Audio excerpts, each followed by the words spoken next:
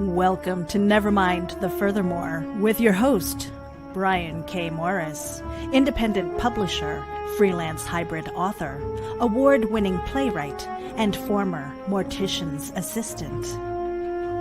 Beware, beware. That might not be a phone jingling in your pocket.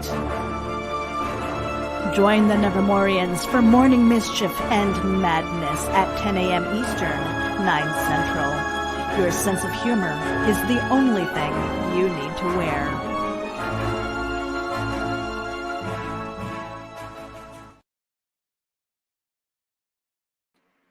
Hello, everyone. Welcome to Nevermind the Furthermore special edition, special MAPLD edition for Saturday, August 15th, 2020. And I'm your host, Brian K. Morris, and I appreciate you watching this, whether you're watching us live on YouTube or Facebook or going to catch us later on the reruns.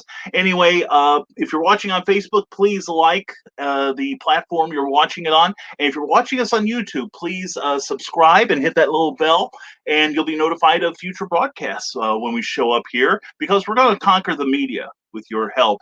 Anyway, we want to thank everyone from MAPLD, and we're going to bring them on right now. They are awesome. They are wonderful. You know them. You love them. You can't get enough of them. There is Maria Gonzales and her honey, Jack Gonzales. Welcome, both of you. Good to see you.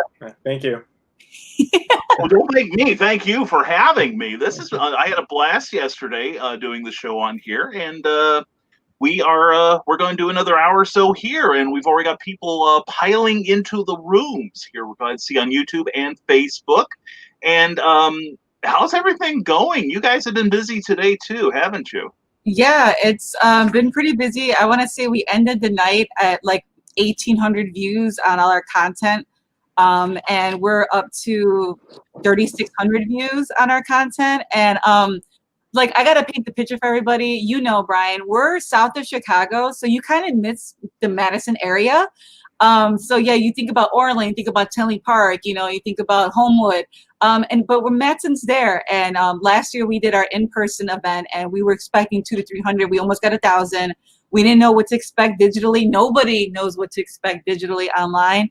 But everybody came out. I'm so grateful to all our patrons, all the fans that you have, Brian, and a lot of the other guests that we had, the panelists and the talent that have come through. We really appreciate everybody's support. Thank you. Hearts from librarians to yours. Very cool, very cool. Now, Jack, you've been busy today too, haven't you? Yeah, I worked midnight, got out at 8 in the morning, and decided to do some live art for the Matteson library. Very cool. That's because you love me. And who can blame him? I didn't survive 29 and a half years in my marriage not know how to do this. Anyway, so anyway, we've got the cool people showing up from YouTube. Carl Witzman saying hello, everyone. And Carla Carlene, hello, hello. And hi, sweetie. Hi, Carl. How you doing? Good to see you. And hey there, Sugar.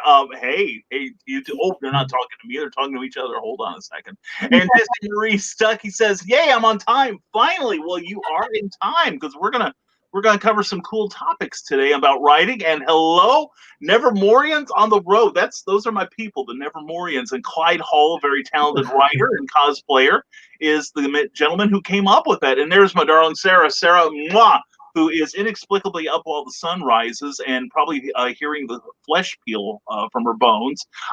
And Christian Basil, I came to see Brian's beautiful.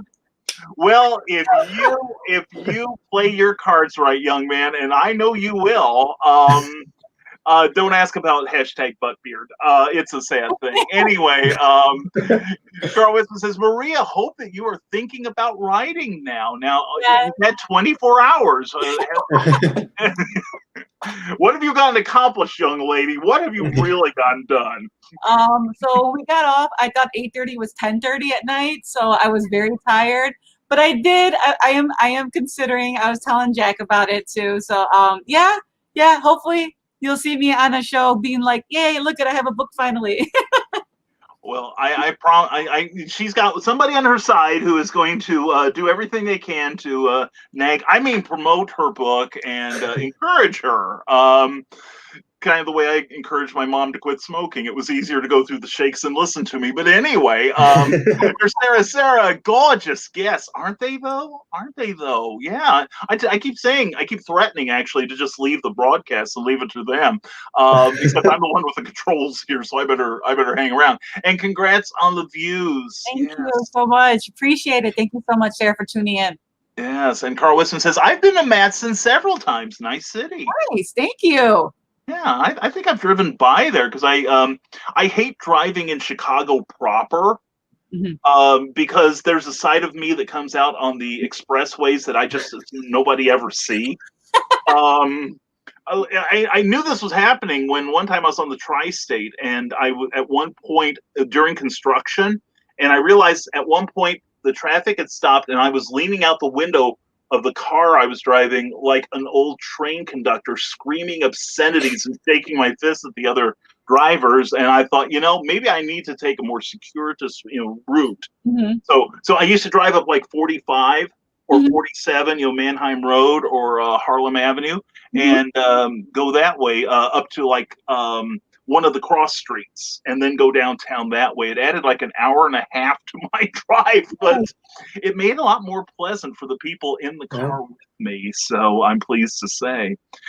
So anyway, we are going to be talking about the creative process here, including world building, which is something, we don't get into the nuts and bolts of the writing process, but anytime you're writing, I think, anything but contemporary fiction, you probably have to build some sort of world for people. And even if you're in a genre that, if you're trying to attract people, for instance, if you're writing a police procedural novel, you've got to set up that world, because there is a culture in, like the police culture. There is a lawyer culture that John Grisham explores, or a science culture that Michael Crichton explores so well.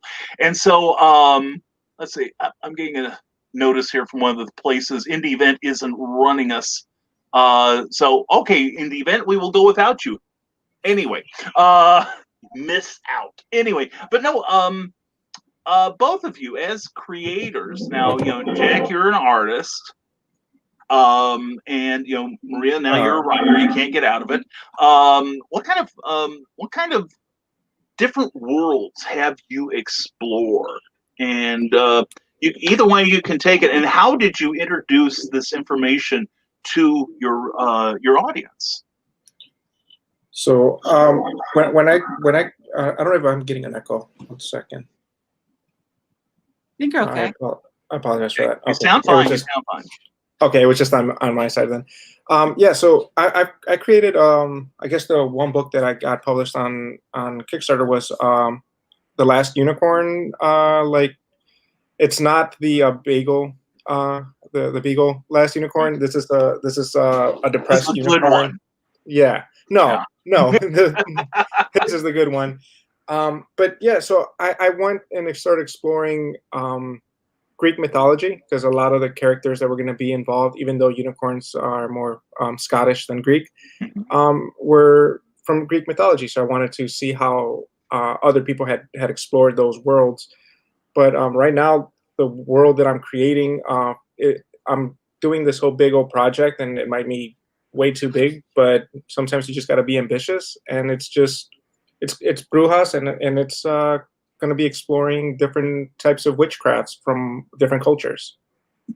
So it's just, you got to know the rules. I guess you got to establish your own rules so that people understand what you're trying to tell, because I think I'm rambling right now. So let me just. No, you're fine.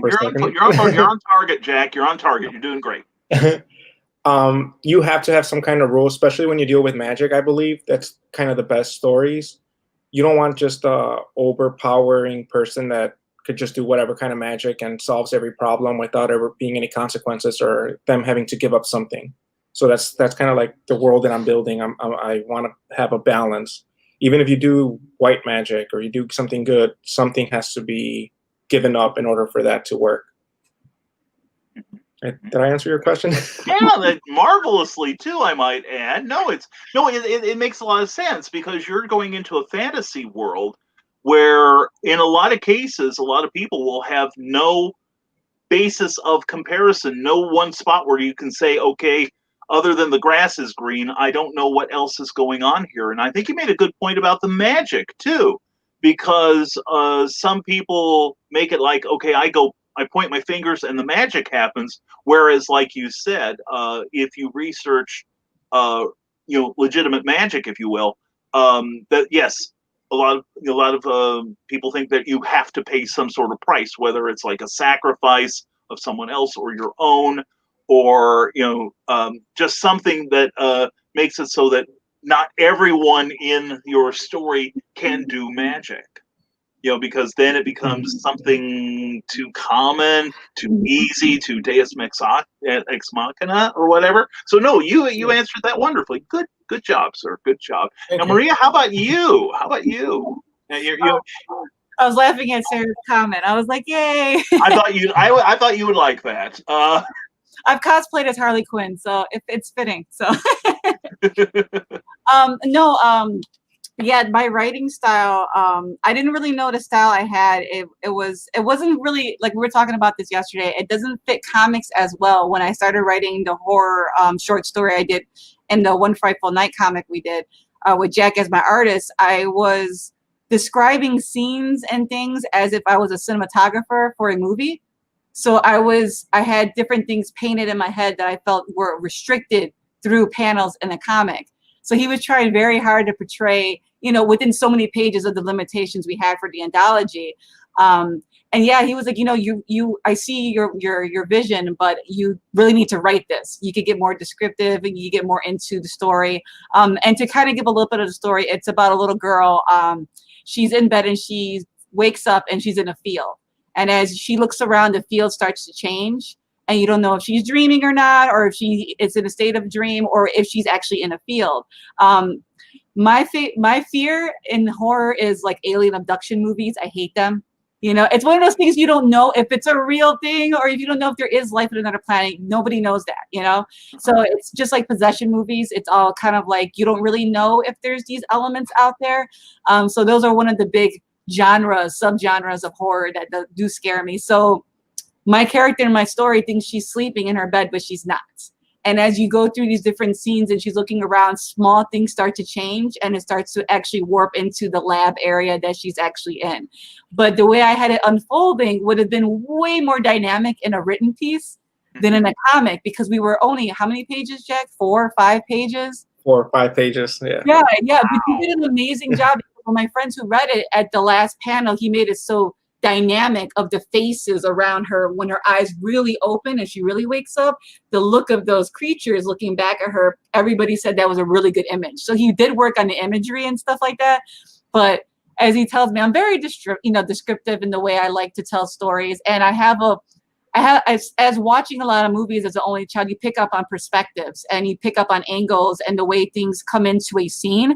And so I have a habit of over analyzing those areas, and it's hard for me to break it down into a comic. So that's why the writing thing might work for me. Yeah. No, go ahead, Jack. No, I was just gonna say, in the last project that unfortunately we weren't able to include her story. It was she had this big grand idea, and I love the story. It's a different twist on El Cucuy, which is the Hispanic boogeyman. But the way she was describing the scenes, I'm like, I don't know how we could actually show what you're trying, because the way she was setting it up was so creepy. But like horror comics are done in a certain way where you can only suspend your reader until they turn the page, and then you that's where you get them with the horror. But it's really hard to portray emotions. Like, I think Junji Ito is a master of horror comics, and he does a wonderful job with it. But like, I'm not Junji Ito, and there's not a lot of artists that could actually set up a mood like that. And I was just telling her, like, you should either write this out, because reading a book, your imagination is the one that kind of portrays the images, and it could be way more limitless than the limitations a comic book has. Yeah, that's one thing in editing other people's comic scripts that people just don't realize that it's not like a screenplay. It's semi-screenplayish in format, but you are basically like, say you've got like a Watchmen kind of 9-panel grid. You're taking 9 snapshots Yes. of time rather than fluid motion, or call it 24 to 30 frames a second, whatever, to tell your story. That you have to capture that moment that exactly pushes the story forward and sets the tone. And there's a lot of moving parts that people just don't realize about comics. And I'm listening to this and I'm like, I want to see this. I really do. I want to see this thing get printed. So Jack, I'm gonna start nagging you too. Anyway, and Jack's going, oh great. Anyway, Christian Basils, who is the host of the Legend of the Traveling TARDIS, please check that out. That's legendoftravelingtardis.com. Maria, as a creative couple, and when your creativity comes head to head, how long does Joe stay in the doghouse? So we set limitations. Like we just, for like example, it was a really good conversation. I'm just gonna put it out there, Jack. For your Bruja comic, we a lot of times for his Last Unicorn, he'll bounce ideas off of me. But sometimes I'm not in his creative head, and he already has the story. It's unfolding. It's there. It's breathing its own life. So for somebody on the outside, it's hard for me to have either the same excitement or understanding of the characters he's already developed in here, because they're not even here yet. They're not even on a physical plane. So for his new story, he was like, I already have an idea. And I'm like, okay, so do you want to piggyback or bounce ideas? He's like, no, I have it. And I said, okay, well, that means I don't have to give you an opinion. I just get to enjoy it as a reader. It's somebody from the outside. So we've never really had a boundary. We've always kind of like bounced ideas, but this is one he feels very strong that he already has it in his mind to do. So as a wife and as a couple, being a partner with somebody that's creative and being creative, I respect that, because that means I don't have to have the responsibility of giving him, criticism when you want to be honest. Because I don't want to be the wife that's like, oh, that's great, that's perfect, go ahead. No, change the panel. It could be more dynamic, or, I like the wording here needs to be changed, or this needs to be more bold. It could be more oomph in the panel description. But I'm excited to see what he does for this one. He's a good writer as it is. He just has a little more dedication in himself. There's a little more oomph. Well, for this one, I really just wanted her to experience this as the audience and go with the ride with it, because honestly, I've constantly had stories of, and most of them have been women that I was writing, and because I guess when I'm writing, I get more in touch with my feminine side when it comes to this, and I've always mostly had protagonists be women, and so I wanted it to really just be something where she would be surprised too with the way it's going to unfold, because I'm really using witchcraft not just from one area. Like there's one of them that has European influences, but I also wanted to put some Mesoamerican, because they don't get a lot of medium out there. So this is why I told her, I'm like, you'll see this when it's kind of more ready, so that you can tell me what you think from what my head on paper, what you think, and not because sometimes if you're talking to somebody too much, your conversations will influence you and make you change something. And I don't want something to change in this one. This has been something that's been brewing in the back of my head for a long time. Very cool. Very cool. Now, have you guys discussed other projects together, or do you think you'll be working together a lot as husband and wife, or with other people? Where do you see yourselves going with this? Well, I have an idea. There's not a lot of, I'm Puerto Rican, and there's not a lot of Puerto Rican fiction or folklore out there, because to be honest, they were pretty much conquered before any real information came out of the Tainos, the legend that they had. But there is this story that I've kind of been brewing. But see, my problem with writing is I have the skeleton. I don't have the finesse, the meat on the bones for it. And sometimes I need a creative type to just kind of put me in a direction of okay, maybe this should work, or what if this could be something that the protagonist could have as a powerful item, or what if this conflict came up instead of this conflict. So Jack's really, really good at painting a picture. He reminds me, I know it's I know he would hate to say this, but when I hear Guillermo del Toro speak about stories and legends, and always his mind keeps going and he's always drawing and doodling stories, he does the exact same thing. And having the Mexican heritage in the background and coming from around the same area, like, I think he should be proud of that, because he drives me crazy with the stories. I'm pretty sure Del Toro was driven crazy with his wife, you know, the stories. But yeah, I would love to do a story, a fiction story, a piece about the Vigente masks that are in Puerto Rico.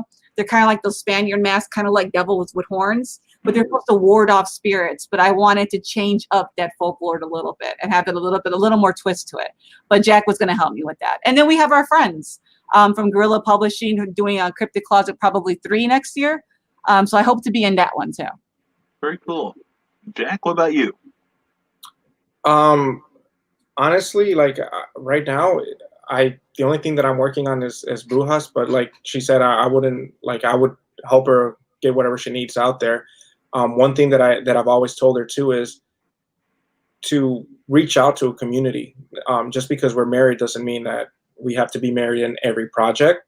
And I'm not going to be jealous, or I'm not going to be upset if, you know, she finds somebody that she works with well, because sometimes, if, you know, being a couple, sometimes you don't know how to actually criticize something, or you try to, like, either sometimes you come off too hard because you want them to succeed and you're like, no, this is the right way to do it.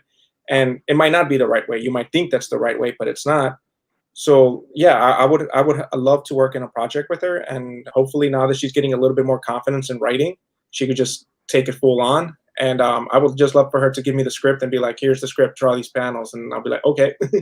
But yeah, it'll be great. Great. And remember, folks, everyone watching out on YouTube and Facebook, if you have any questions of this couple, please ask. We would love to field them while we've got them as a captive audience here. So anyway, getting back into world building, I love listening to you guys and hearing you talk about taking things that other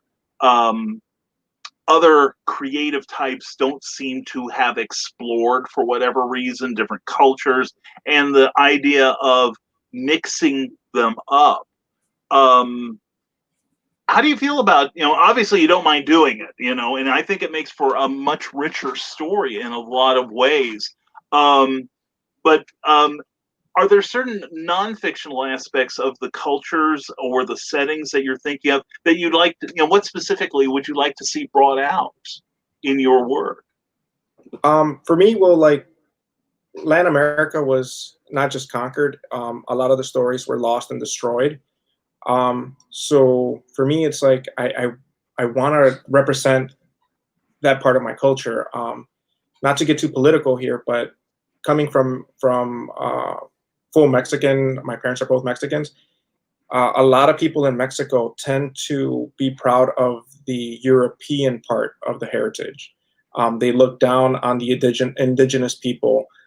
So it's very ethnocentric, where they're like, oh, like I'm light skinned, I don't look Mexican, and you know, down there, if you're light skinned Hispanic, you're automatically somehow portray yourself like if you're in a higher status.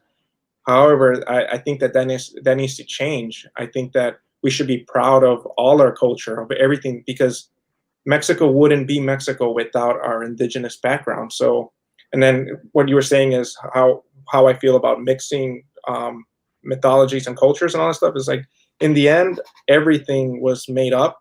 All the mythologies and all that stuff were made up, and they were influenced by not just the people in that area, because there was trading. There's been evidence that Africans and Asians and some of the Euro-Asians who were trading with the Americans way before Columbus and anybody ever came over here. So it's like, if you look at the ancient Americans and the ancient Africans and the ancient Asians, like Chinese and all that stuff, there's so much in their art that you could be like, hey, that kind of looks like that.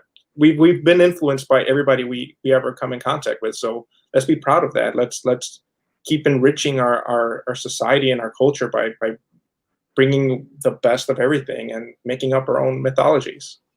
Right, which is what comics are anyway. They are a modern mythology. Mm-hmm.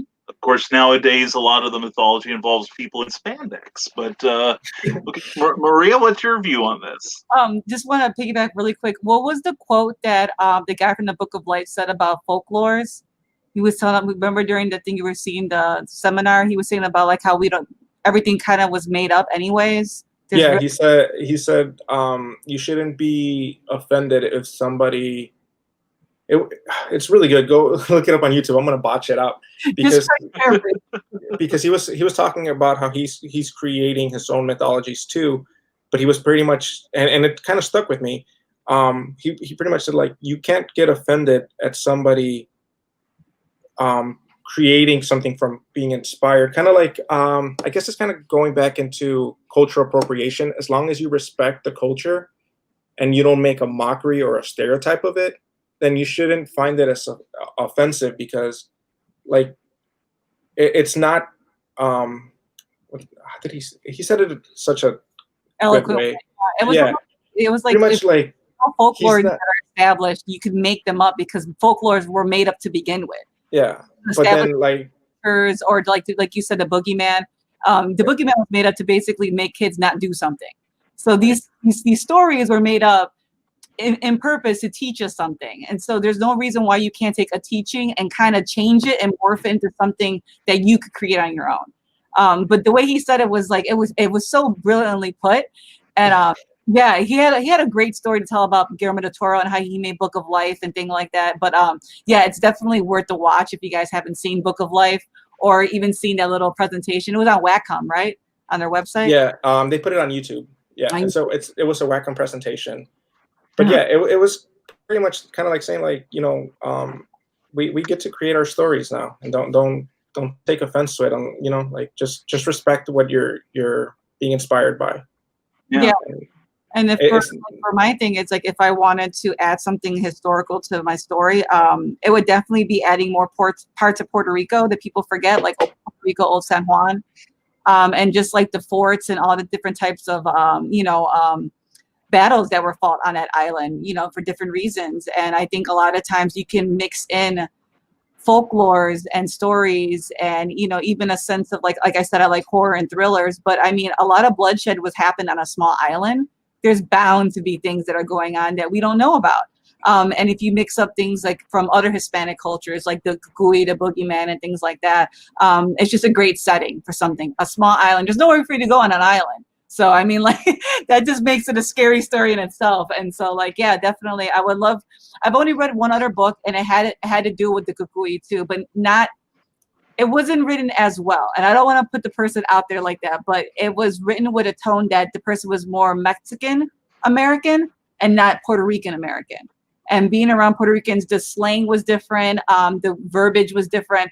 And she did a great job as far as descriptives of the area of Puerto Rico, but it's just the way it was told. It didn't have the same tone a Puerto Rican person would have, I would say.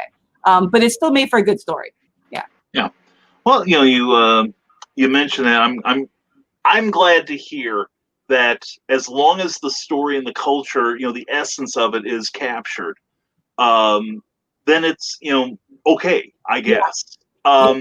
Because, you know, like Jack mentioned, with cultural appropriation now, so very, very a part of, you know, the conversation now. I remember there was like what was it, about a year ago or so, some book on Oprah Winfrey's to read list. Oh yeah. I don't remember the name of the book or the author offhand, but it was a representation of an older culture, I think Hispanic, and a lot of people say, well, this was a Caucasian writing this. You know, they have no right to do it, but other people who were part of the culture were saying, but she got everything right. Yeah. You know, and I think that's another aspect, I think, of world building, that is getting it right, being consistent on the stuff that you make up. Yes. But by the same token, like if all your magic works with your left hand in the air, then you better not be putting up your right hand about 20 pages later. Continuity is important, but also in the areas where you do the research, I think people appreciate that. Yeah. Because a little personal aside, I used to work for a cemetery, Okay, this probably explains a lot about me. But what annoys the hell out of me is movies and TV where you have the graveside service, and the minute it's over, the caretakers start throwing dirt on top of the exposed coffin. That doesn't happen. For insurance reasons, you have to put a vault over it. It's either polyvinyl chloride or usually concrete. Because when the ground settles again, you have an insurance risk of people walking over it, and tripping on it. Plus, it keeps the grounds looking better. But anytime somebody picks up a wad of dirt and just starts pouring it into the thing, I'm like, no, So, I think that's one thing that's very important about storytelling is the idea of getting it right and researching. Yeah. And doing honor by the cultural that you're maybe not appropriating, but you're borrowing it for a few hundred pages, sort of thing. Mm-hmm.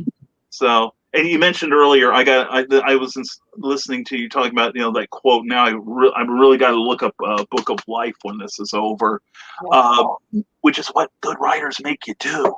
But no, it reminded me of one of my favorite stories by Alan Moore, who's famous for Watchmen. Mm-hmm. And he wrote the last two stories of the Silver Age Superman back in 1985, I think it was.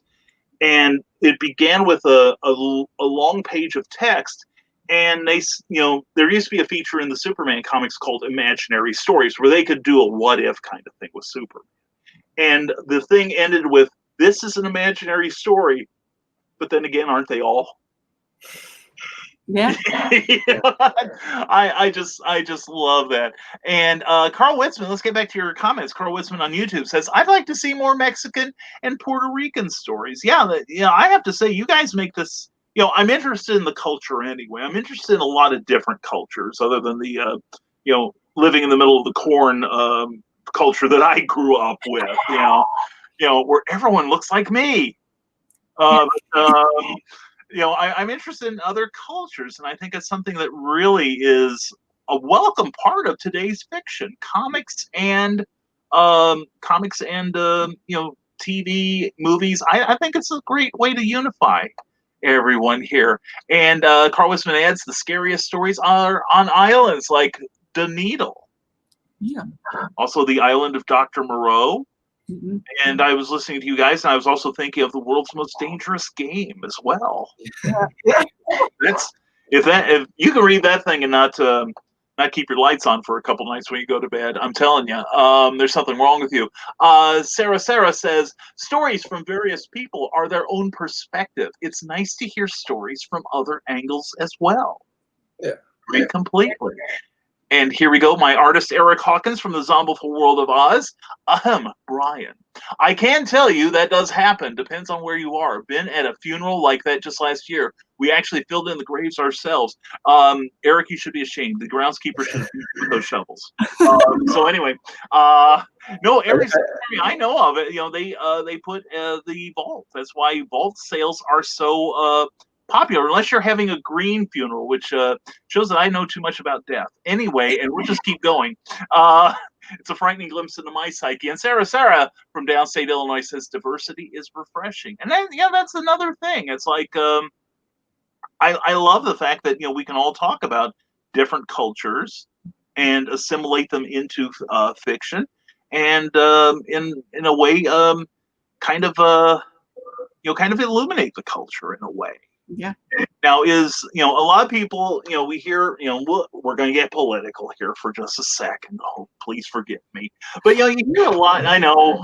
He's out of here. Brian's not here anymore. But no, you hear a lot about, the social justice warriors, etc., who allegedly, because we can't say everything.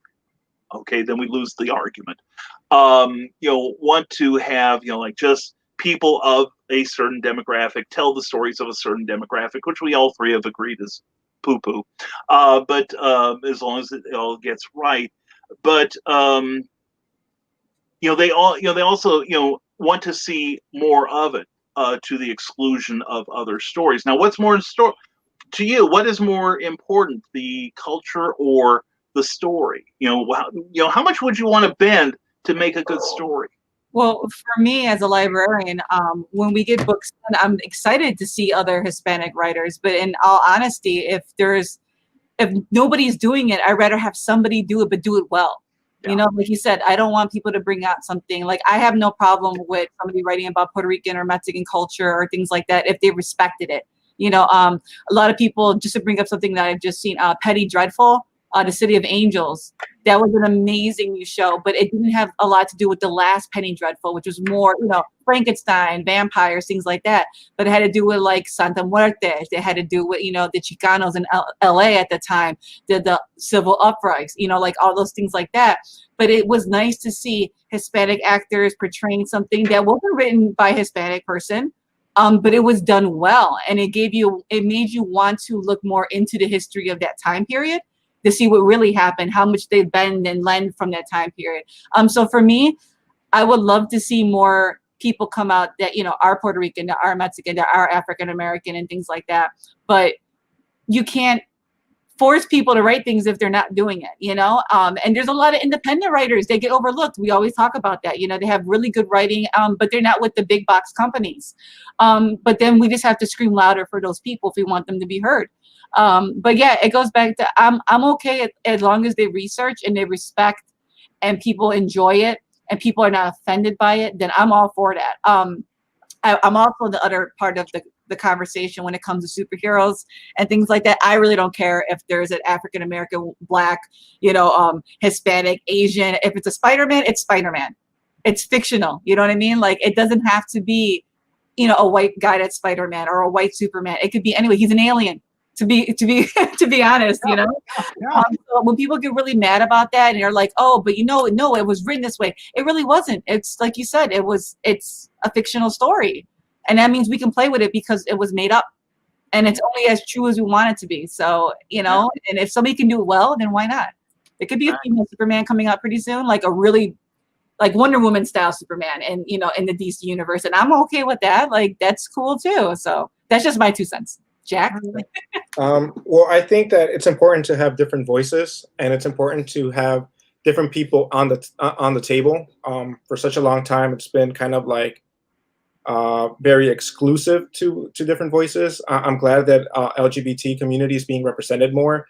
I'm glad that more minorities are starting to tell their stories, because I do think that, yeah, I could write a story about Japanese mythology, but it's going to have a Mexican American's voice and a Mexican American's tone. I don't mean no disrespect by it. I mean, I'm not saying if you are not Japanese, don't write Japanese. I'm saying it's important to also have a Japanese voice represent their culture.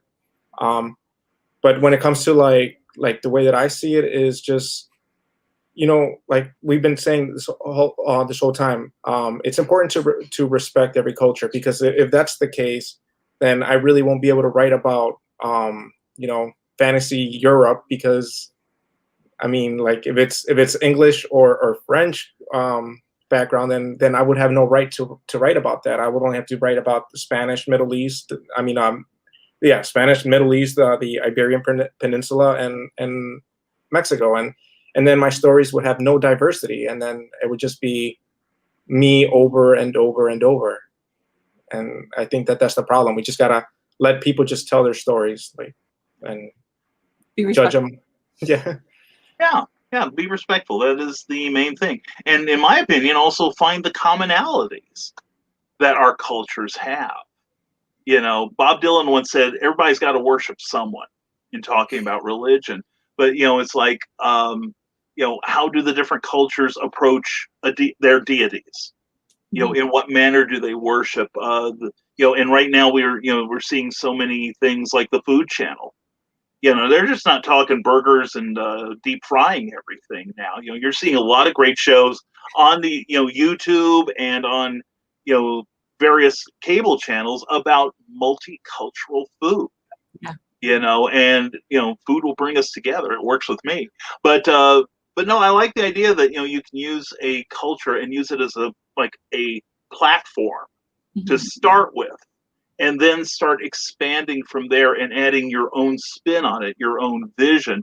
And something I'm gonna, you know, I beat the drum about constantly is the fact that the technology exists now, and the culture exists now, that if you watching have a comic book that you want to do, because we got to remember, we got to bring this back to comic books, right? Because that's what this show is about. The whole weekend, that you can find like-minded people. A great way to do it is through your library. See who else is checking out the books that you're reading. Start a conversation. We call it networking in the business world, but it's nothing more complicated than just making new friends. And so you start that talk, you find out the things you've got in common. Maybe you start working together, start bouncing ideas off of each other. Libraries, a lot of them open up their halls to people with shared interests. Start a comics club at your local library. I mean, back when I was a kid, we didn't talk about reading comics. In fact, when I was very young, about the time I was learning to read, we were just a few years after Congress investigated comics as a potential source of, cause of juvenile delinquency. So you didn't go around bragging that you read this month's Superman. And after you start getting the secondary sex characteristics that they, mom would just assume you never learn about, that you give up comics. But now comics have become more than that. They've become not just vehicles for movies and television, but they've become ways to express yourself. And as Maria and I talked about yesterday, an educational tool. And what better way to educate someone than to entertain them first? And then they go back and go, oh, I get it now. I get it. I get all these shared experiences. I get the a fantasy world that's not just based on J.R.R. Tolkien or Robert E. Howard, something fresh, and then to find out it's got its roots in something real. And the technology exists that you can print as many or as few copies of your comic as possible. Plus, yesterday we listed the secret sites that tell you all the arcane information. Jack, it's called Google and YouTube. That's a secret. Yeah, this is a secret, man, because nobody seems to know where I'm at. They look at me like I just passed the 11th commandment to them or something. So the information's out there. And also there are people watch shows like this, and something like the MAPLD is so amazing that so many people can, come in and share interests and start conversations. We've had a whole conversation in our chat room here on StreamYard, friends just getting to know each other. And I guarantee that most of them didn't know each other a year ago, but they came together because some guy was having a show, and they all got, we got somebody here. I gotta say, hail from your Evil Lynn. I think she means hello. She's Evil Lynn from Masters of the Universe. Because I used to cosplay as Orko. This is before your times. Good God, you got off my lawn. Anyway, Lynn, I'm glad you're here, hon. And if you have any questions, please ask them. All right. But anyway, and the thing is, you guys are fresh. You guys did a crowdfunding campaign, and that's a viable way of financing your comic book, and also building your platform of friends and contacts. Take two, Brian. Anyway, Clyde Hall has a very good question. What are these Yugels and GooTube of which you speak? Well, yes, one of my friends. Anyway, you can watch this on the rerun, and if you're just catching us, be sure to catch the first part of this conversation because it's awesome. Because I don't say much. Anyway, we've got a few more minutes here, and folks, we would welcome your questions here. And you guys are continuing to work together, looking for opportunities elsewhere. We're creatively speaking, all right? And granted, nobody in 2015 could predict where we're at now, okay? That kind of takes that off the board. The pressure's off. Where would you like to see yourselves creatively, say, 3 to 5 years from now? Go ahead, Jack. Hopefully, you're evil. Brujas, You're evil, Maria. Hopefully, Brujas would actually finally be represented and on some kind of format, whether it be digital or printed, and not just in my head. I would like to just have that story out already. So hopefully, in 3 years, it'll be out. That's great. You can do it, man. You can do it. Maria, how about you? No, yeah, just finish. I really want to publish something. That'd be really, really great. I enjoyed doing a panel for libraries at C2E2 this year. I would love to continue doing something professionally done at C2E2 or another Read Pop convention. I had a lot of fun there. I had a really great feedback from a lot of librarians, and it felt good to be in a room full of other professionals like that. And I never did something on that scale before, so it was just rewarding and refreshing. So a book and more panels. I think I'm pretty good at it, a little bit. Aces. You're aces, girl. I'm telling you. That's great. Both of you. That's fantastic. Carl Witzman says, when I worked with Mexican families in one community, one lady accused her neighbor of giving her, and I know I'm going to mispronounce this, and these two are laughing, and I took high school French. Malojo. Oyo? Maloyo? What am I saying? El mal ojo.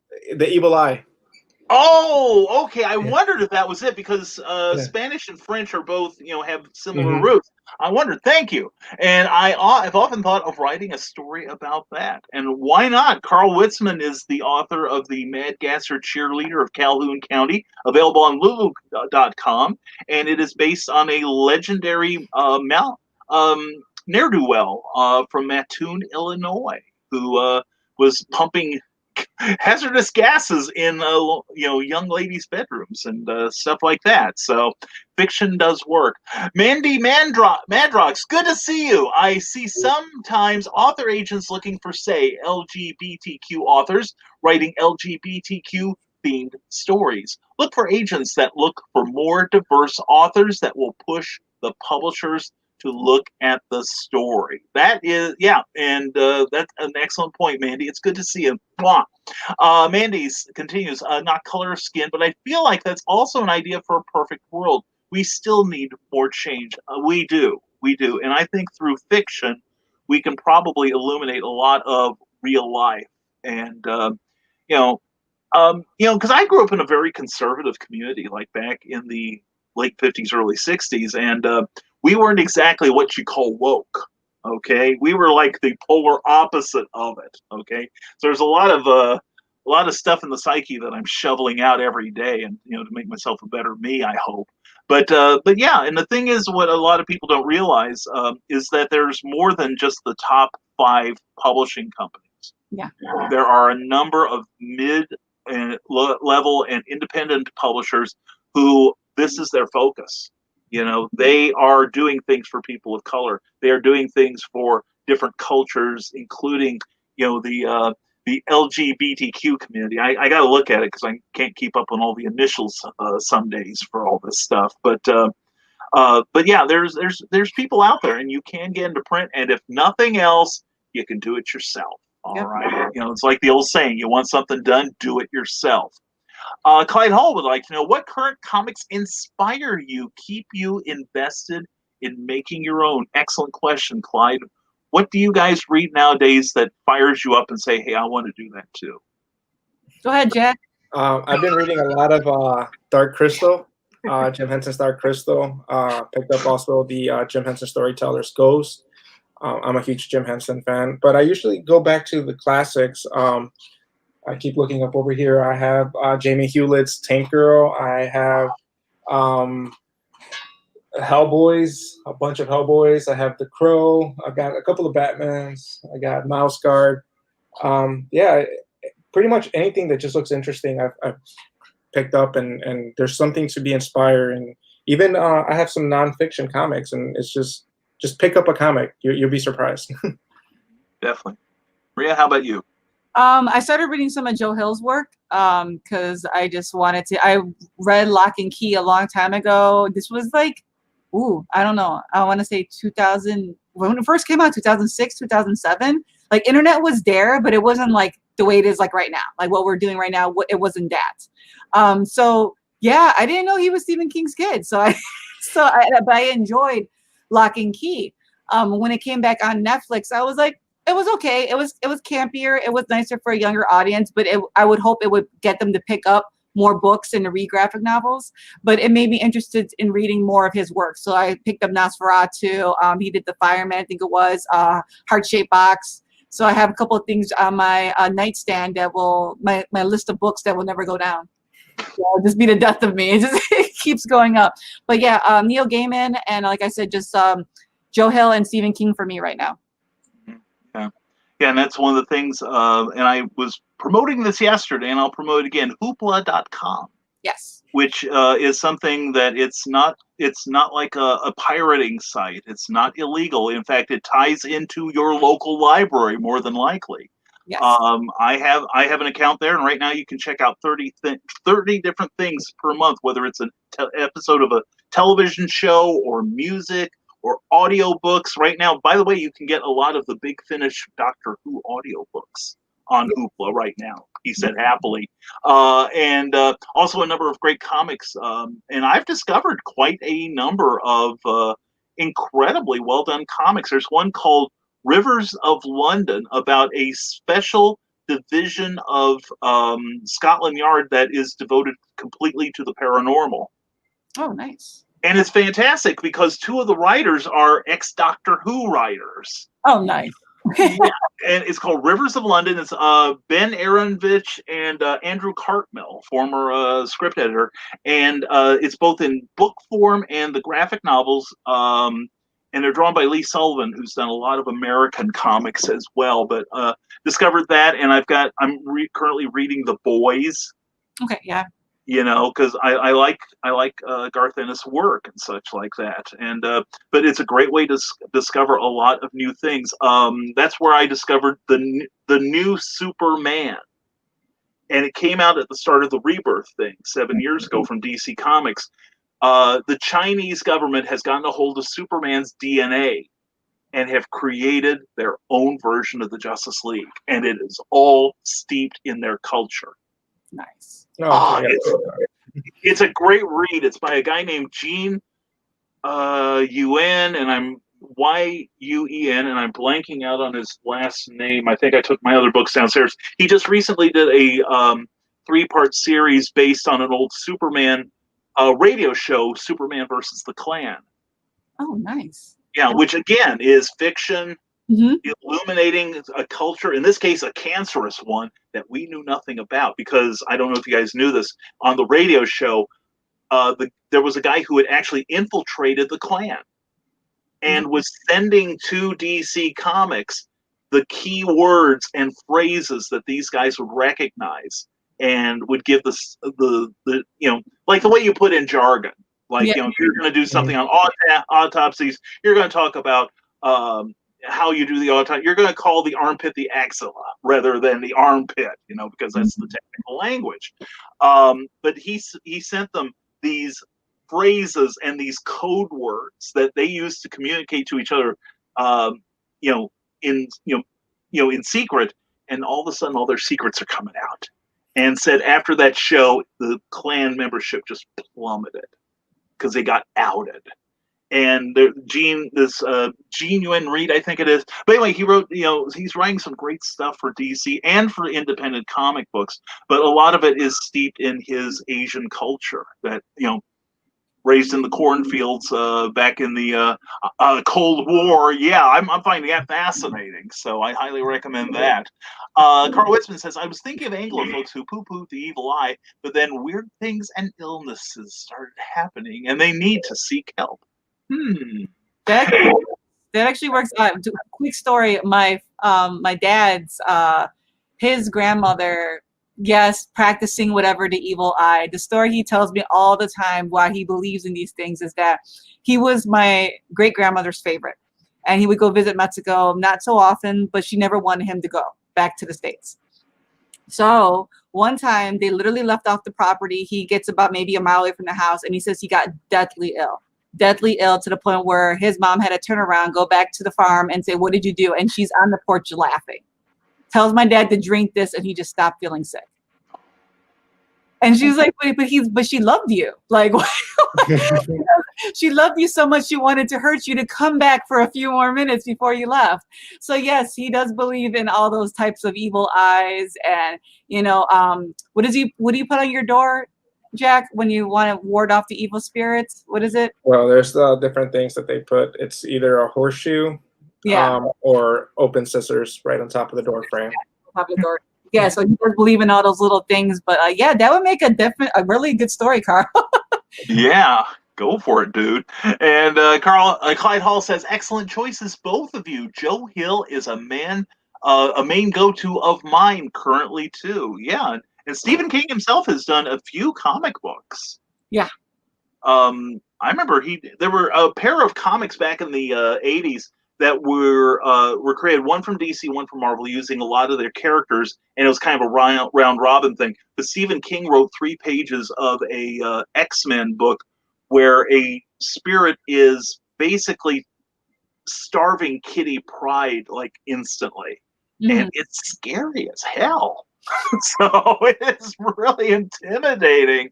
And Carleen from YouTube says, didn't realize the evil eye was just a one culture thing. Oh, Eastern no. Europe. No. Oh, no, they do have The evil eye goes way. across Yeah, the world. everybody has one. Everybody has some Like the kind of boogeyman. evil Everybody eye. has Baba Yaga. Everybody has Yeah. like sort of like creature that comes after kids. Yeah. And again, the similarities that I mentioned earlier. It's like growing up, my area had a legend about a guy who had been running a still, like like from Prohibition or something, and he got caught in the fire of it, and of course the mash gets on him, and of course burns him, and he goes around killing people as revenge, blah blah blah. And I found so many other parts of the country that had that exact same legend that they thought was theirs. So just the etymology of this I find fascinating too. Yeah, learning that if you actually look at it, we all kind of are the same. Every culture kind of has an origin story that all has like the same creepy factors. Yeah. There's I forget who said it, but so I'm not gonna take credit for it, but I thought it was really clever. We're all one people. We just have different kinds of seasoning on us. Oh, I like the Toro said that. Was it Del Toro? Okay. And one of his criterion. Yeah. I saw it was Del Toro. Everything is Del Toro. Okay. Okay. Yeah, pretty much. That's all as far as you need to go. Anyway, it's been used in several cultures, says Carl Witzman, but I was surprised to see it in modern times, but I should not have been shocked. Legends are used to show a moral. That's true. And a lot of the greatest teachers in history, Aesop used fables to teach people. Jesus Christ, one of the greatest storytellers ever. He used parables to deliver a lot of his messages, and how many other people have used fiction to illuminate certain inequities of the day, whether it's like a Charles Dickens, or who shows how kids were raised, like Oliver Twist, or Upton Sinclair, one of my favorite books. Or we were discussing yesterday Frankenstein. Yeah. The original book on alienation. Yeah. And being unique in a culture that doesn't understand you. It's like, tragedy.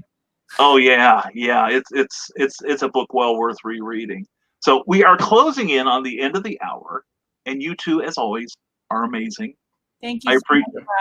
Oh, I appreciate you both. And here we go. Here, and Carleen says legends are used to keep kids in line. Yep. That's true. That's true.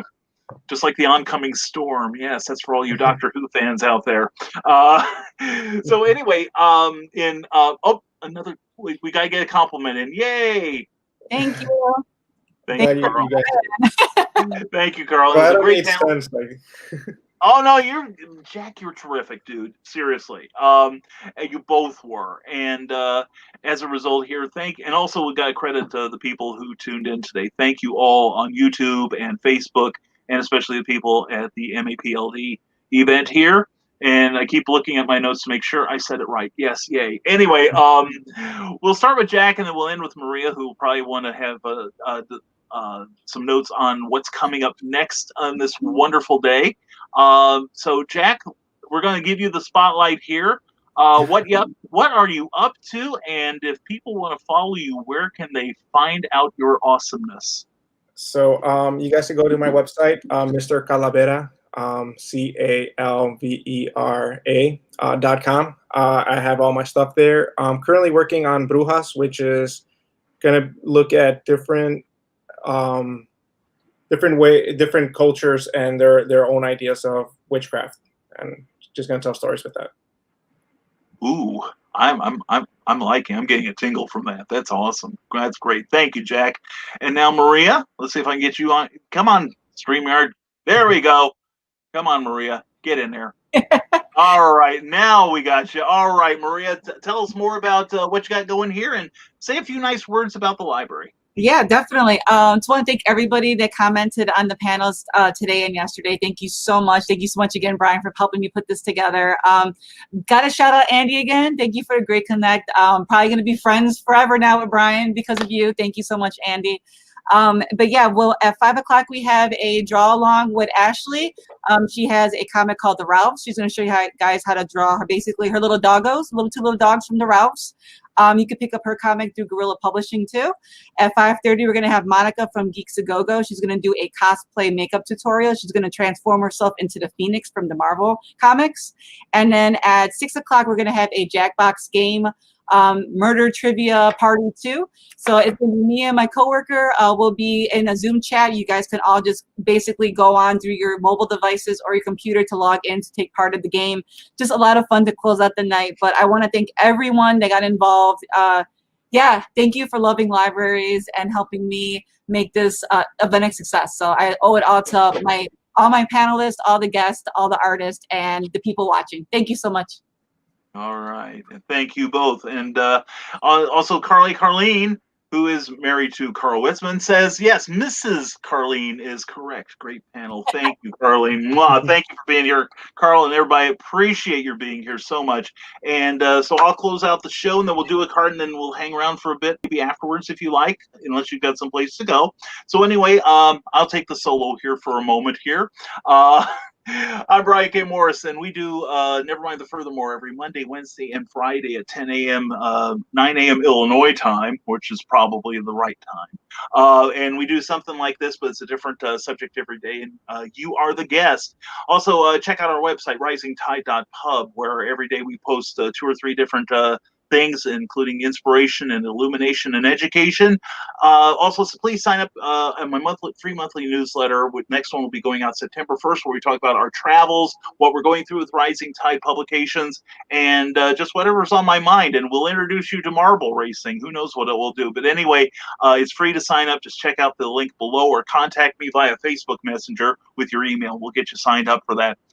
So in closing, thank you again to Maria and Jack here. They were fantastic, and hope you liked it. If you like this, please share this video, share it out with your friends, make sure they know about it, and follow the rest of what's going on with MAPLD, because it's really fascinating, and thank goodness we've got libraries like this doing this essential service for people right now during the lockdowns. So anyway, in closing, this is Brian K. Morris telling you all, stay smart, stay safe, wash your hands, and never apologize for being awesome. Thank you all for being here. Thank you for indulging me. And we will talk to you down the line.